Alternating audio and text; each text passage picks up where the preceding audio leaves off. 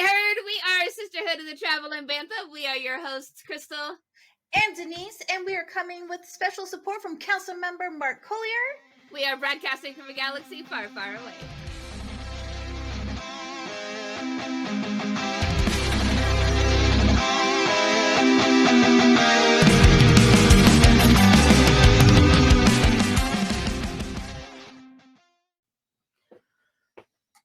Hey, Herd. What is up, Herd? Okay. How's it going? We are talking more Mandalorian. Yeah, we are Mandalorian Season 3, Episode 7. Yes. Chapter 23. 23. The Spies. Ooh, spies. It's like this episode was made for us. Okay, so 2 things. I don't know why, but this drives me absolutely batty about this show is because we have the season reference, episode reference, but then we have chapter references. And so it's like, how do I look this up? And the names for every single chapter. Right. They have like 4 names. Because each episode has like 4 names. Sometimes people are like, oh yeah, season 3, or episode 7. Oh no, chapter 24 in the overall story. Like, right. Oh no, wait. I mean, it's the pirate or whatever. The spies. The spies. Yeah. Yeah. So, the spies leading into this. So, topic number 2, talking about that. I was 100% convinced going into this episode our spy was going to be the armorer. Oh, yeah. You said that before that you did not trust her. I did. I didn't trust her, but I didn't think she was a spy. I 100% thought she was a spy, and I also 100% thought she was behind the escape of Moff Gideon. Yeah. But we are here to talk about the episode, and our first person that we see is a spy. Yeah. I don't know. Okay, so I love going all over the boards and seeing people's like thoughts, and like there was so much controversy on this episode and who the spy was. Yeah. People were saying it was the armor even after this episode. People were saying it was about the Mandos that they find on Mandalore. Mm-hmm. But you guys, rewatching it, it's so fucking obvious that it's Kane because she's literally 100%. literally telling Moff, hey, the Mandos are banding together and she's part of the Republic, but nobody talked about her being the spy. Probably because they wanted to misdirect everybody. They wanted everybody to be like, oh, it's this. That way when we did have that reveal, it was like, oh. But even after the episode aired, there were still debates. People were like, no, it's the Mandos on Mandalorian. Really? No, it's the armor. But they told us. Nobody told us. Nobody was like, it was Kane, obviously. But like, that's funny. I mean, she's hot, but she's obviously shaky. But like, obviously, because she turns the mind flare on to like max capacity on Pershings, which we love Pershing. Oh, that poor guy. I hope he's okay off in the galaxy far, far away. Like, I hope his brain's not too fried. Probe droid. Yes. So we see the probe droid comes Empire to Kane. Droids. Yes. Yep.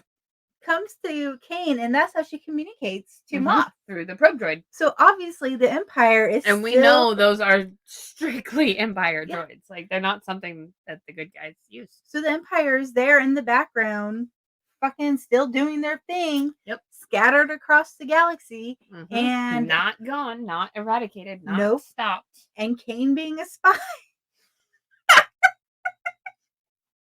Finally, we get to say somebody's a spy and have them be a spy for real. I'm so excited about it. I love it. But so Kane's a spy, and she tells him that Bo and the armor have joined forces. Right. And now they're even stronger.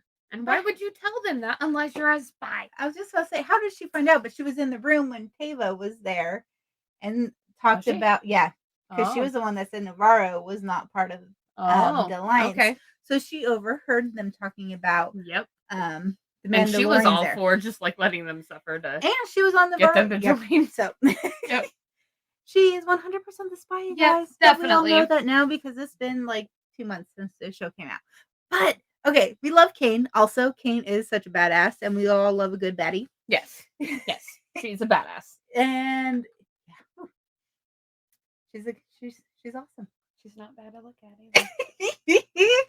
Krystal's over here, like, yeah. I said more things before we started recording. we kept it off the air this time. Doesn't happen very often, but we have secret, amazing, awesome things to do after this. Oh yes, we do. What are we doing?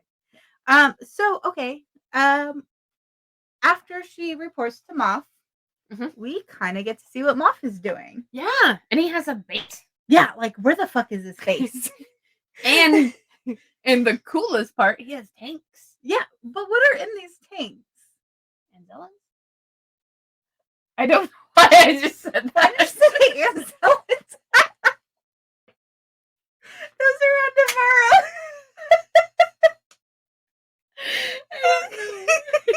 It was literally the first thing that popped into my mind, so I thought I'd say it. He's growing stuff in tanks. I don't think they're Anzellans.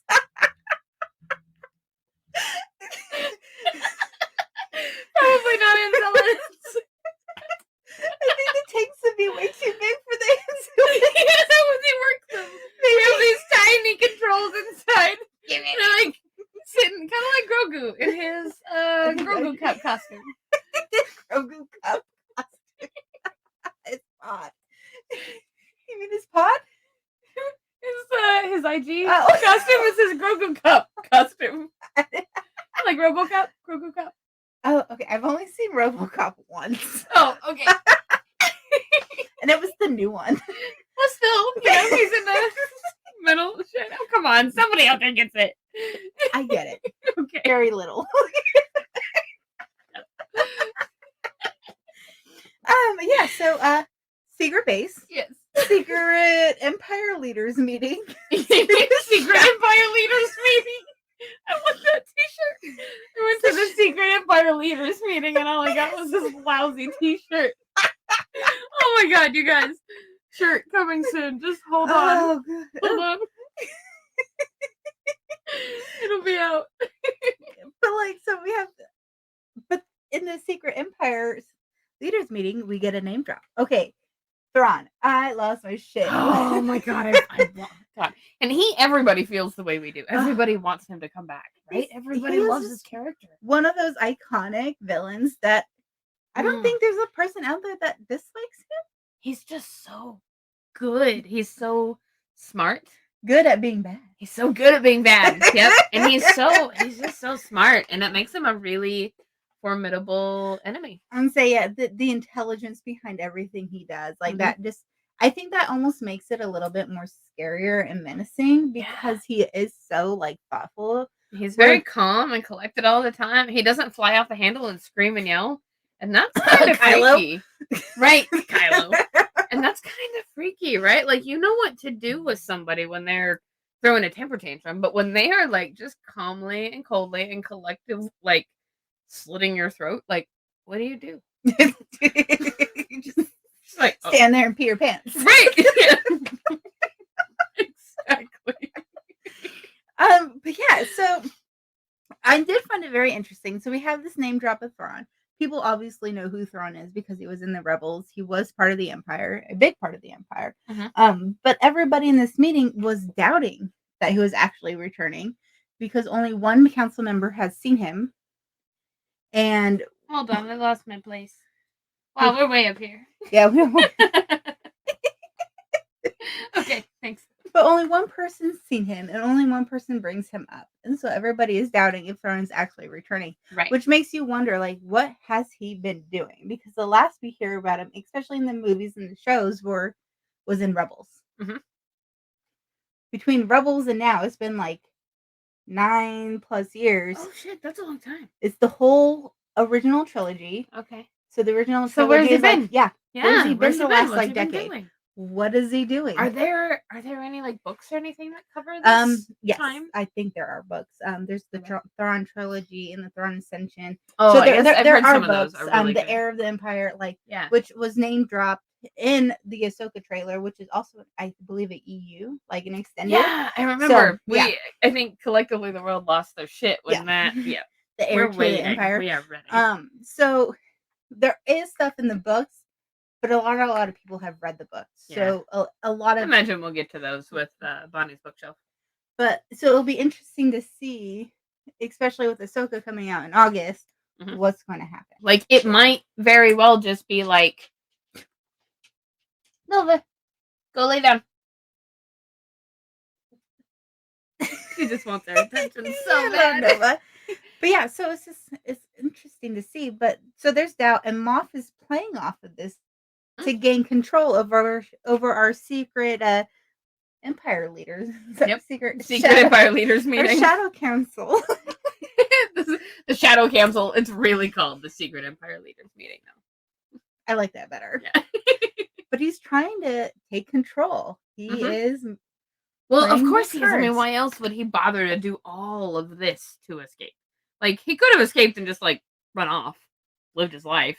And instead, he, like, escaped and did a whole bunch of crazy shit.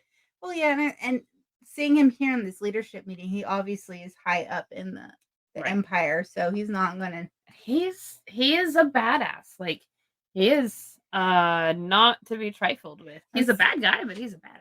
And say he thinks big picture, like with the cloning. I believe they bring up Project Necromancer, which is the cloning. They start talking about this cloning project in episode 1 of Mandalorian.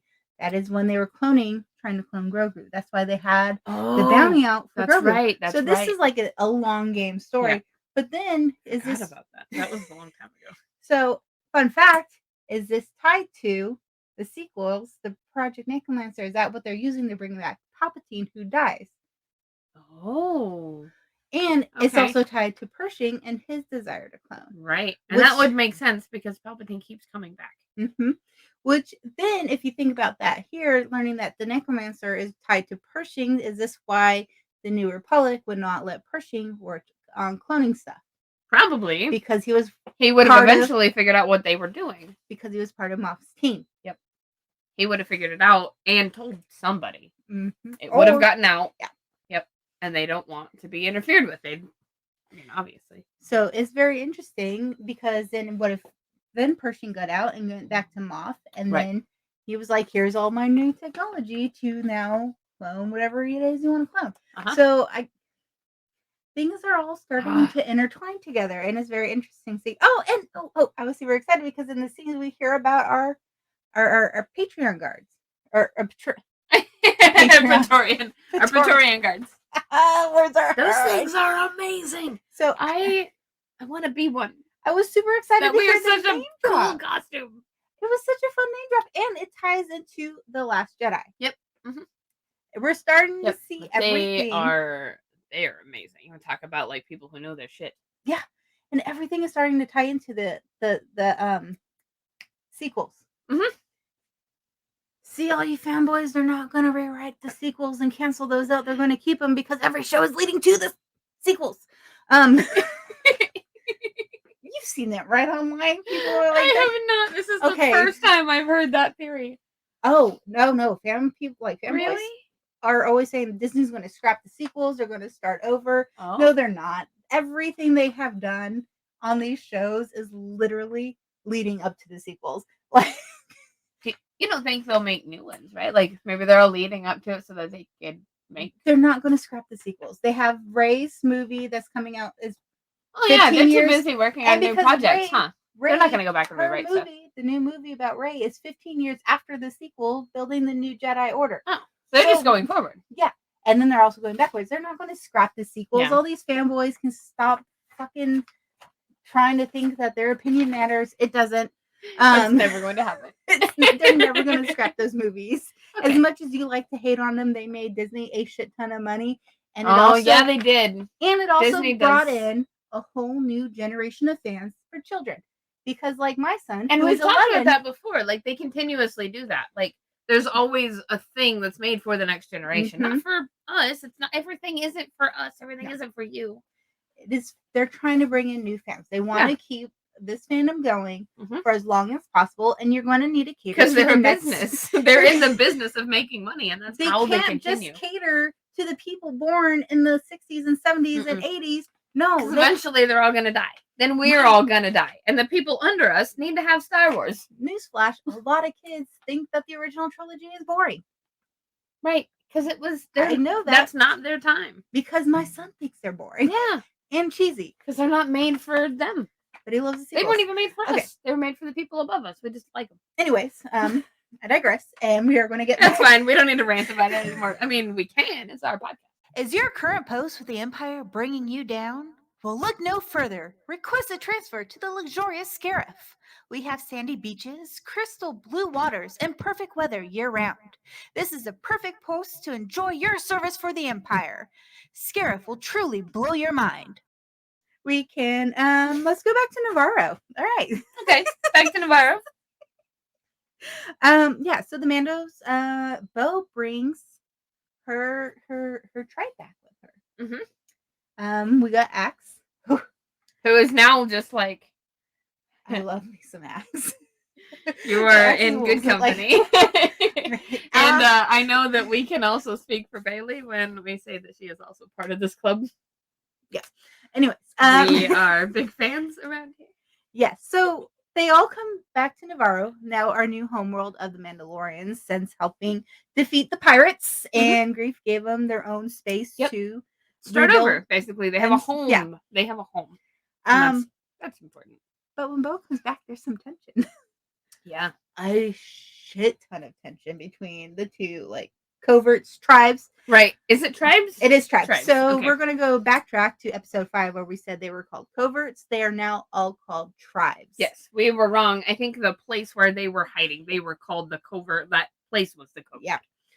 But they're actually referred to as different tribes. So we have both tribes and the armored tribe. Better than clan. Glad they changed it. Thank you. Makes me glad to see what you're talking about. So there is obvious tension between the two tribes, and I'm so glad that Bo, being herself, steps up and is a leader and breaks that tension and talks about uniting the tribes, bringing them together for a cause, having their own world. Just not have proof that she's the right person for this. Like, she diffuses the tension. She gets everybody on board. She's talking to everybody and making them think about what's going on. And now she has a Darksaber, and they have a clear plan of going back to Mandalore. Yep. And just, I mean, having that Darksaber is a huge thing because Mandos respect the wielder of the Darksaber because they know what it means. Yes. And while all this is going on Navarro, Grogu. Nova, go lay down. Go lay down. She just turned her head and walked away and said, fuck you. She wants attention. We're almost done. So all this is going on, and Grogu, sweet Grogu, gets a new suit. Yep. He gets an upgrade from pod racing to Robo Grogu.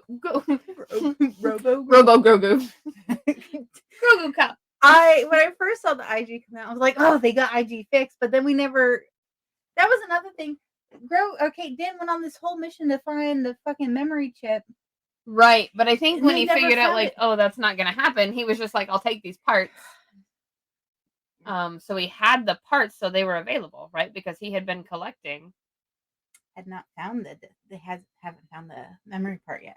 He hadn't found that, but he had been collecting other, like, the body parts and stuff, right? I don't think he was collecting parts. I think they had the parts on Navarro.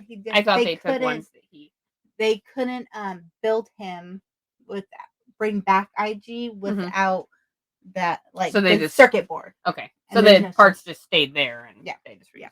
Okay, but Grogu can now also communicate. Yeah. Yes, and no. Delightful. Yes, and he is very happy about the ability to say yes and no. It was so great when Dad was like, Grogu, you're not gonna write it. He's like, yes. He's like, no, yes. Yes. What are they called? The no bad baby, no squeezy. Like, oh yes, the Andellans. There we go. Because Grogu grabs one of them and like he's gives him a big old squeeze and he's like struggling and it's all. And I love that it left such an impression on me. He's like, no squeezy, bad baby. Like, whoever came up with just such a simple line. And so we all loved it. Yeah. Bad baby, no squeezy. But like, it was just so great. But we do need more words. Din was over the yes, no very quickly because in that next scene, you just see Grogu going, yes. yes. It's like, this is not going to work. It is and it's so much like having a young child who's just starting to learn how to talk. Oh, no. So they did that part right? Yes, because also kids like to say the word no a lot too. Oh, and so they parrot. No, like, I feel you, Ben. No. I feel you. This is not going to work. I feel you. Except you don't have the ability to just have speech upgraded for you. You have to just wait it out. Yep. And how my kid speaks a lot and has my attitude. And so we have that whole new issue. Oh, that's true. I love my child. He is 100% Might have a little bit of my that son. to go. But so yeah, it was nice to see this and all the Mandos coming together. And Grogu can now stay up in the fight and not just pot around. Right? Yep. He is keeping up very well. Yes. He figured out the walking very well. Couple of times we got like point of view from his point of view shots, which I thought were pretty cool. That was really fun. But now we're going to Mandalore. Yeah, and we're gonna see another shot. They're very good to us, very generous with these badass shots of a whole bunch of Mandos, just like. So we get to see them all drop out of the ship. Yeah, and the ship's coming in. I did not realize that Bo's fleet was so massive. No, me neither. I think because when we saw her land, when she had the fight with Axe, we saw her land, and we only saw a few. You know, so it was like, oh, she has a few ships. But when they She's came got in ships to Navarro, like, it was a massive fleet and a lot of Mandos. Yeah, like, so she has an army. Didn't realize that there was that many Mandos because it's always led to believe that they're kind of just spread apart, right? And they're onesies and twosies, like, right, not like easy to collect big bunches, but she's collected a lot. A fucking army. Yep. So she is, and they're all Mandos are stronger together, and they are all a whole bunch of them fucking together. But yeah, so they land back on Mandalore, and they see that it is not viable, livable. They can breathe the air. Poisoned. It's not poison. Yep. It is destroyed. Like, yeah, it needs to be rebuilt. It needs to be replanted. But they can breathe. But it's livable. Yep. It's livable, and to the point where there had been Mandos living on Mandalore. There were still some people left over from the purge that hit off and like. Yep, and just survived. I said that really weirdly. You did, but it's okay. I say weird. I say things weird all the time too. But like, not only like not to the point of people had been living, but people are still living there because we find on a ship or on a boat on a ship or something, we find a group of. It's a ship. Yeah, it's almost like a pirate ship. Again. Yeah, again with the pirates. Yeah, we find a group of like half-starved, barely surviving Mandos left over, and they're just roaming around the planet. Which I got a question for you later as we go, because it will then lead into people thinking these people were spies as well. So we find out there are more Mandos, and then this was used as a very good time to learn more about the Great Purge. Yes, so we got to fill in some more backstory. Tears, which if you watched Clone Wars, Night of 1,000 Tears, right. If you watch Clone Wars or Rebels, you know these stories. Yeah, watch Clone Wars. Glad you're watching Clone Wars. And I'm struggling a lot with season 2 right now. It just keep going. I swear it will change your life. And wolves. Yep. Fucking throw down. Oh yeah. Like they're two people who are kind of used to like, it's my way. Like we do what I say. And very different opinionating like tribes. Also, fun fact inserted right here. The game of chess that they were playing is not a real game. It is a made up game strictly for Mandalorian. Well, that's rad. Yeah. So that's cool. Fact. But I will say the fact that Grogu was the one that stepped in to break it up spoke a lot. Even Bo said, because I think at one point didn't want it to go in, Bo was like, no, they have to do this. Right. They have to get it out of their system. They'll just keep doing it, right? They'll just keep fighting and bickering and snapping. Yep. But I love the fact that it was Grogu, a young neutral, was like, no. In his suit. No. And they were like, broke it up. And okay. It kind of, I think, reset it for everybody. Was like, oh, wait. This isn't worth it. Why are we fighting with ourselves? We're here on Mandalore. to take back our planet. Let's take back our home. We can't be fighting with each other. This is bullshit. Let's go kick some ass. And this is the time where Den says probably one of the greatest lines. And you guys, just before we started this, Denise was taking some time to find it, and I'm so glad she did because it's perfection. Because Bo shared about the Great Purge, the Night of the Thousand Tears. We're seeing these two tribes figuring. But like then he walks up to Bo and he's like, I only know of this weapon what you taught me. To be honest, it means nothing to me or my people, nor does station or bloodline, what means more to me is honor and loyalty and character. These are the reasons I serve you, Lady Kryze. Your song is not yet written. I will serve you until it is. And I think that is exactly what she needed to hear before this shit goes down. Because she was feeling like fucking guilty. Yeah, like what am I doing? Guilty. Like, am I making a difference? Is this worth it? Because we're fighting. We're on this planet that's been destroyed, and there's people starving here that were forgotten and abandoned. Like, because of things that I did. And and that's how she's feeling. It's not her fault. It's fucking Moff being a fucking tyrant. But that's how she's feeling. It's her fault, and so she's carrying around all this guilt. And I think he maybe set her free from some of that by telling her these words. And it was definitely the put her in the headspace that she needed to be in, especially as we get another big bad monster. Yeah, monsters. Like, man, I was not expecting another monster, but we've done what, 3? Right? Yeah, 3 this season. 3. The turtle, the pterodactyl, and now we have the Trinitar, which we will put on screen. Right there. The Trinitar, and then so they took that down really quickly. Like, bravo, Mandos, because every single other one you've had struggles with this season. But now they're fighting together. And I think maybe that's some symbolism of, like, here's this giant fucking monster. We have been struggling to take it down because we've been separated. Now we're together. We have this giant monster coming at us, and we're together. No fucking problem. I didn't even think about that literally until now, because I was like, before on these small like groups they had struggled, but now they're joined forces. Yep, Mandos are stronger together. No issues taking it down. I think it's some foreshadowing for going up against the big bad, right? Yes, like it's the semi-final boss. What the fuck is that called?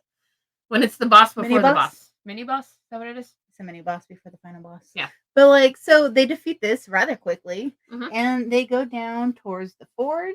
They're into the city, like seeing it all there, and it just is breathtaking, amazing. Right before that, though, remember we saw greenery on Mandalore. I totally forgot about that. Nope. Is it this? No, it's not this episode. I lied. Okay. I don't remember. Okay. Denise is lying. I'll cut that out. So they get down in the forge. But again, the theme of Mandalore was off in the distance. Is that a stormtrooper? Right. Oh, hold on. I have a thing I wanted to say. It made me feel a lot like, when we got to see the Great Forge of Mandalore, it made me feel a lot like when we got to see the Mines of Moria in the Rings of Power series. Have you seen that? Have you read Lord of the Rings? Or seen the movie? School. Like, do you know what the I've context? Am I totally okay? No, I've watched Lord of the Rings. That is Matt's favorite fandom. So. This is a secret. Don't tell anybody. Lord of the Rings, like that type of like. It really is my first love. Like, it probably means more to me than Star Wars and sci-fi does. Yeah. I don't know. It just did. I connected to it in different ways. So. I've read Lord of the Rings books half a zillion times, and I've seen all the movies half a zillion times. Whatever. So watching Rings of Power, there's a scene where you get to see, like, you're walking through the mines, which are the dwarves. It's underground, and it's passageways and tunnels, and it's kind of dark, and then you start seeing it opens up, and here's the Mines of Moria, and it's just this beautiful open, but it's all cold and dead, and the fire has gone out, and it was very much the getting to yeah. see the Great Forge of Mandalore. It's beautiful and breathtaking and huge and expansive, and it's cold and dead, and the fire has gone out, and you get to see it relit, and it did the same thing to me as it did getting to see the mines. I'm an Equal opportunity nerd. Didn't impact me as much as you, but I can respect that. I like that. It's nice to see how different fandoms can sometimes pull in from like other, because it makes you wonder, did that kind of give inspiration, right? Maybe. That idea of it to the writers for Mandalorian, but we do see something off in the distance. Yes. Is it a stormtrooper? In Beskar. Is it a Mandalorian? No. Mm-mm. It's some bullshit. Let me tell you, straight up fucking bullshit. Okay, so we finally learn what Moff's been up to. Holy shit. Okay, he's been up to being a slimy douchebag. Before we find out that it's Moff, so they come in and they start chasing him through their tunnels. Yeah. You know this. Oh, because it does take a little bit, right? This because pissed me off so much in the show. So they're running. They're chasing these like troopers through these halls. Why is nobody stopping to say why are all these halls lit up? Why is everything so bright and backlighted and clean? Like people have been here. Yes. Yeah, like it's being used all the time. Why is nobody? Because they're so focused on running. They're just so focused on what they're doing. You're right. I didn't think about it until right now. No, I did. I was standing there and I'm like, why are these lights on? What is this? It is not abandoned. It's being used. Nobody like questioning this, and then they run into the fucking hangar, and we see those goddamn TIE interceptors. Yep. And we see them flying, and all these walls now look like the Death Star paneling, and I'm like, and it makes you like, oh, fucking Empire. Okay, we are not fucking done. No. Probe droid. That was a clue. Yep. There's Moff coming in with this, and it's very Vader. Like Moff walking through the doorway is very Catwalk Vader. If you guys remember Catwalk Vader, it's very Catwalk Vader. It's very scary. It's that suit he's got on, the black and the red. He's scary, and he's scary. He's so good. He's such a good force wielder. Like, and now we learn scary, and we learn those tanks were clones of him. He's talking about cloning. He's talking about cloning with the Force. It's definitely not Enzelans in there. What? Enzelans. Oh no, it is not Enzelans. Just making fun of myself. But yeah, so we got Moff Gideon clones with the Force. So now we know what he's been up to. Yeah.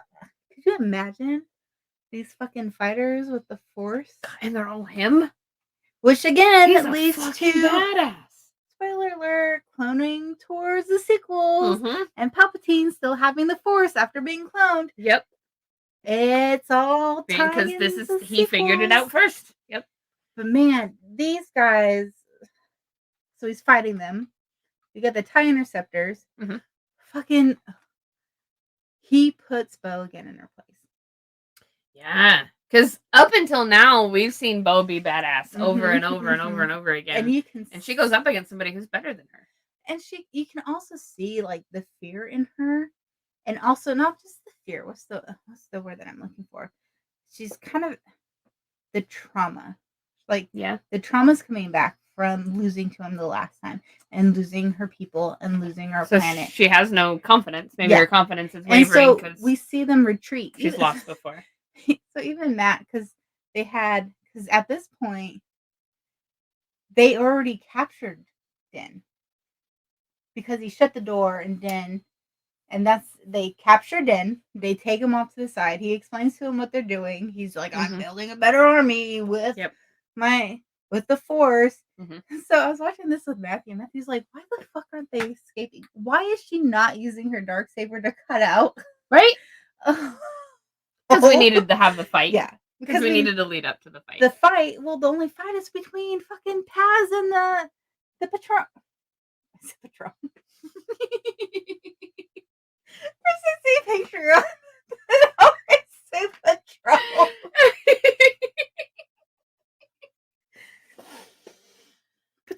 Praetorian guards. Praetorian guards. Yep. That fight. Oh Paz, my. I did not know I cared about him so much until that very moment. And then I just cried so much. Like, what the fuck? I kind of, like, I also didn't see that coming at all. Like, I thought somebody was going to die. I did too, but I wasn't expecting Paz. But it makes sense because they've built his character up so much to story. They've built up that, the connection between him. Yeah. And Den. Mm-hmm. We also they needed an emotional impact, and we learn about his connection with his son, right? And we all know that Disney loves to rip parents away from their children. Yeah, Disney's very good at killing parents. But yeah, as soon as he died, my first thought was, no, his son. It gutted me. Sucks. Because his kid is definitely old enough that, like, he knows he's gonna get it. It's not. I wonder if it is better to just be, like, so tiny when they pass that you don't have something, or if it's better to, like, be old enough and know your dad got ripped to shreds by. I mean, I can argue the point of being a 4-year-old without losing a parent. Mine was to cancer, and it sucks. Well, and you see, and I had a friend growing up who lost a parent at 13. Okay. And so there was different, like, when you're older, you have that more connection and you have more of those memories. Where you're younger, you don't understand it as much, so it hits you differently. But then as you get older, you probably wish that you had more something, memories. Right? Or then as you're old, my friend, she was saying because she was older and as she's gotten older, she was able to appreciate having more of those. So it kind of goes at different points in life. It hits differently. Okay. But I feel bad. Yeah, I feel it was such a rough.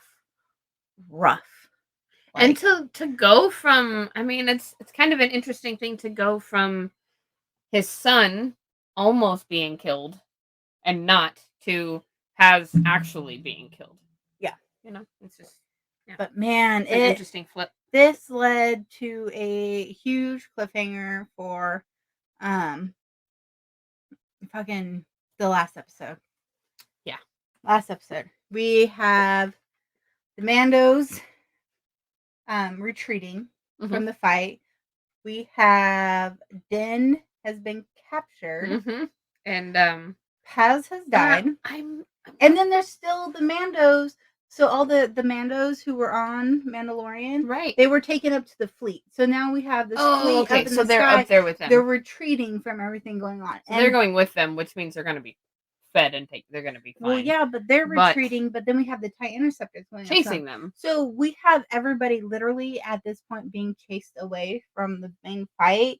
So and Mandos are stronger together. Mandos are being ripped apart just like Moff did the first time.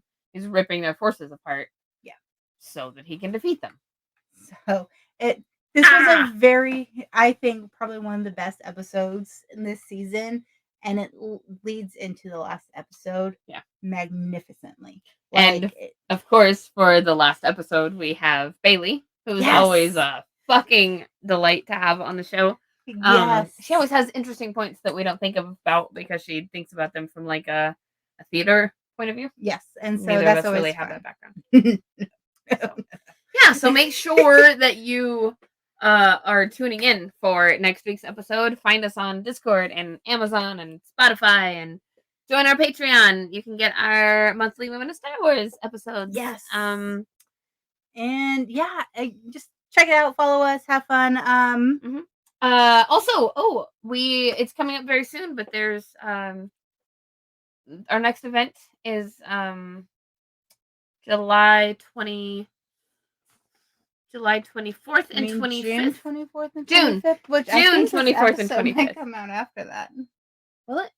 Oh, it might. Okay, well then on our next one, but if you caught us at OK PopCon, let us know. Let us know what you thought about it. We are recording this before we do that, obviously. So, anyway, until next time, may the force be with you. Always. I couldn't remember when that. Me neither. Thank you for listening to Sisterhood of the Trailing Bantha. We are written by Denise. And edited by Krystal. Our social media is managed by Bailey Hawkins. Original logo art created by Tyler Rigney. Intro and outro music provided by Galactic Empire. You can follow us on all social medias at Traveling Bantha. We are also streaming on all major platforms, including Spotify, Apple, and Amazon. You can leave us a tip and purchase stickers at buymeacoffee.com. Join our Patreon for as little as $3 a month and get access to special perks and gifts. We want to give a huge shout out to our Jedi Knight and higher supporters, Rooney, Michael Beavers, and Mark Collier. Thank you so much for your support. May the Force be with you. Always.